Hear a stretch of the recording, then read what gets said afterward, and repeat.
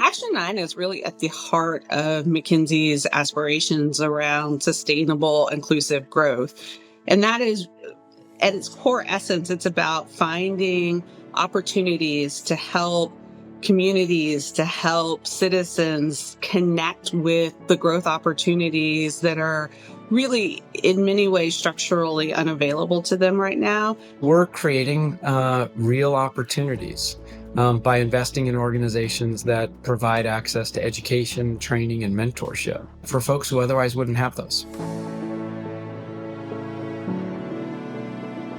Many of us in the Amos Bursary team have first-hand experience of navigating spaces that were not built with us in mind. There are a plethora of young British, African and Caribbean heritage young people who have amazing academic results. What they do not have is the support. What they do not have are the influential networks. What they do not have is that training. I knew I was intelligent, but I didn't quite know how I could leverage that to the best of my ability. We are an organization that has produced scholars that have become agents of change. They are not afraid to stand out, and they are willing and able to support not only themselves, but the wider community. And I looked online and it was everything I'd hoped for, in the sense that this was a space that at that point a young black man could go and find personal and professional development. The partnership between the bursary and McKinsey has been, I would say, transformational for the organization.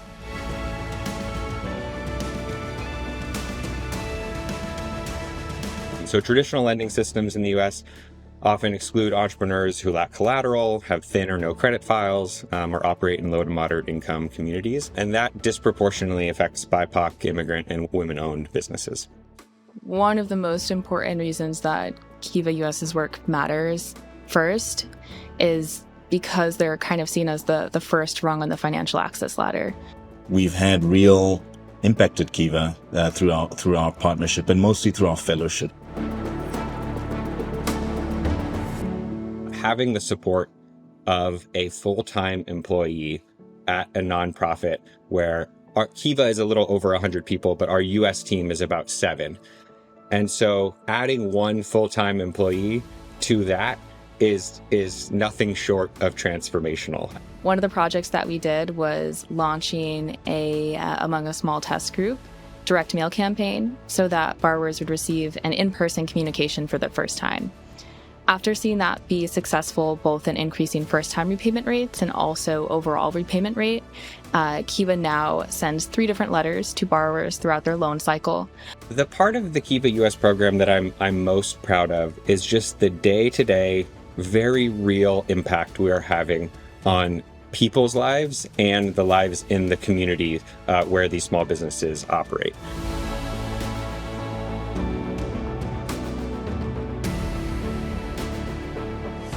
We created CTAC based on a lot of the work that we have successfully done at the Yale School of Medicine, focused on ensuring that all of the populations in our catchment area had access to clinical trials. How do you meet people where they are for clinical trial access? Being able to partner with McKinsey is how you take those big ideas and make them real and operationalize them and make sure that we are doing that diligent work, identifying those key performance indicators, working towards those milestones, hitting those milestones every time.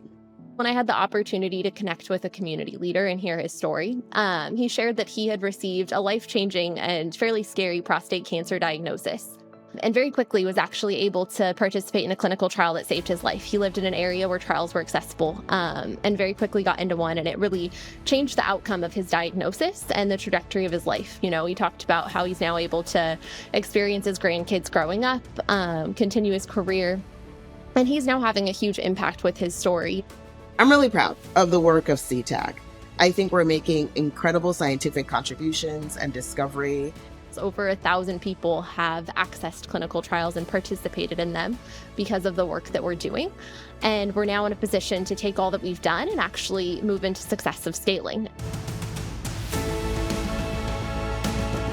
We're really trying to speed time to impact, and we're really trying to find ways to invest in bigger and bolder ways.